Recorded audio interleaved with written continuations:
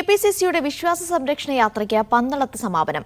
ചെങ്ങന്നൂർ കാരക്കാട് നിന്നും 7 കിലോമീറ്റർ നടന്നാണ് റാലി പന്തളത്ത് സമാപിച്ചത്. അതൃപ്തി പരസ്യമാക്കിയെങ്കിലും നേതൃത്വം അനുനയിപ്പിച്ചതിന് പിന്നാലെ കെ മുരളീധരൻ സമാപന സമ്മേളനത്തിൽ പങ്കെടുത്തു.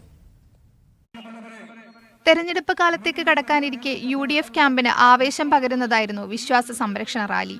ശബരിമല സ്വർണ്ണക്കൊള്ള വിഷയത്തിൽ സംസ്ഥാന സർക്കാരിനെതിരെ നേതാക്കൾ ആഞ്ഞടിച്ചു. സർക്കാരിന് അയ്യപ്പന്റെ ശാപം എന്ന് പറഞ്ഞ പ്രതിപക്ഷ നേതാവ് VD സതീശൻ മുൻ ദേവസ്വം മന്ത്രി കടകംപള്ളി സുരേന്ദ്രനെ വെല്ലുവിളിച്ചു. കപടഭക്തിയുമായി ആഗോള അയ്യപ്പ സംഗമവുമായി പമ്പയിലെത്തി.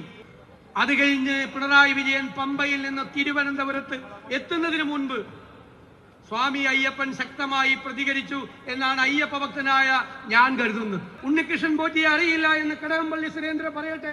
ഞാൻ വെല്ലുവിളിക്കുന്നു. തിരുവനന്തപുരത്ത് തിരുവിതാംകൂർ ദേവസ്വം ബോർഡിന്റെ ഒരു വീട് നിർമ്മിച്ചു കൊടുത്തത് ഉണ്ണികൃഷ്ണൻ പോറ്റിയാണ്. കേരളത്തിലേത് കൊള്ളക്കാരുടെ സർക്കാരെന്ന് KPCC അധ്യക്ഷൻ സണ്ണി ജോസഫ് കുറ്റപ്പെടുത്തി.